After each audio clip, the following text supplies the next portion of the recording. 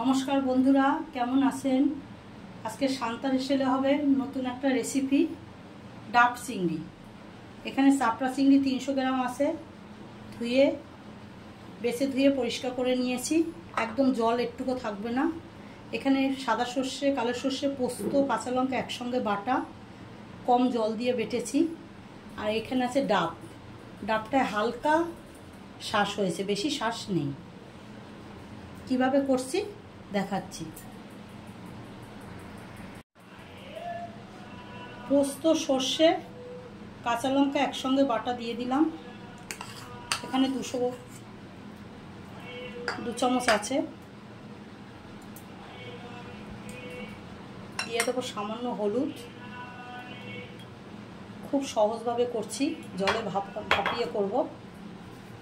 দিয়ে দিচ্ছি পরিমাণ মতন লবণ, আর স্বাদের জন্য একটু চিনি, আর লাগবে সর্ষের তেল।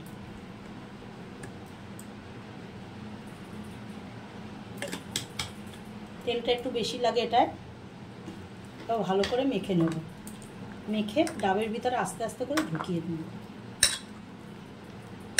ভালো করে মাখাটা ভালো করে মাখতে হবে।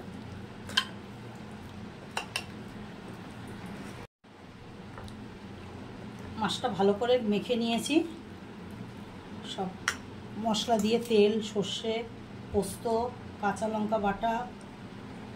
এবারে আস্তে আস্তে ডাবের ভিতরে একটা একটা আস্তে আস্তে ঢুকিয়ে দিতে হবে। দারুণ টেস্ট হয়। আমি এটা জলে ভাপা করব, জলের ভিতরে। পুরো ডাবটার ভিতরে চিংড়ি মাছ ঢুকিয়ে নিয়েছি। এর উপর দিয়ে একটু সর্ষের তেল দিয়ে দেবো, তাহলে ঝাঁসটা ভালো হবে। সামান্য তেল দিয়ে দিলাম। এবারে মুখটাকে সিল করে দেবো। এটা দিয়ে আটা মাখা আছে, আটা মাখা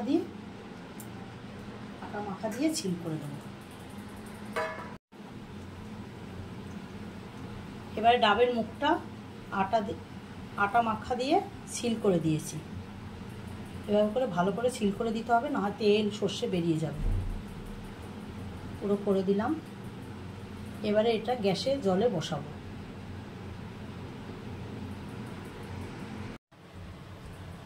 সসপ্যানে গরম জল বসিয়েছি, এটার ভিতরে এই ডাবটা বসিয়ে দেবো। আস্তে আস্তে ভাপে হবে।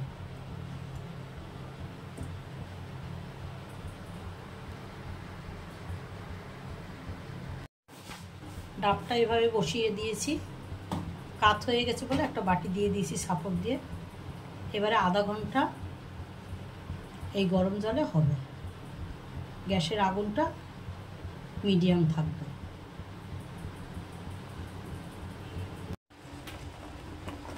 ডাবটা দেখুন জলের ভিতরে ফুটছে, পুরো একদম কালো হয়ে যাবে জলে ফুটে ফুটে। দারুণ টেস্টি। আমি করছি, আপনারাও একবার আমার মতন করে ট্রাই করে দেখতে পারেন। কেমন হলো আমার কমেন্ট বক্সে জানাবেন।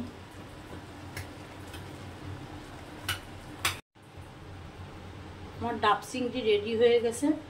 দেখুন গাটা একদম কালো হয়ে গেছে। ভাপে আমি আধা ঘন্টা বলেছি, তার থেকেও বেশি রেখেছি। এবারে ঠান্ডা হবে, 10 মিনিটের জন্য ঠান্ডা হতে দেব। তারপরে ভিতর থেকে বের করে আপনাদের দেখাচ্ছি। এবার ডাবটা আস্তে আস্তে খুলে নেব। খুব গরম আছে, 10 মিনিট হয়েছে। খুলে নিয়েছি। আটাটা সরিয়ে দিলাম। দেখুন কি সুন্দর হয়েছে ভিতরটা।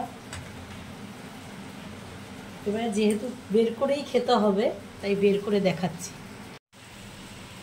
আমার ডাব চিংড়ি রেডি হয়ে গেছে। যদি ভালো লাগে লাইক, শেয়ার, কমেন্ট অবশ্যই করবেন। আর কেমন হলো আমার কমেন্ট বক্সে জানাবেন।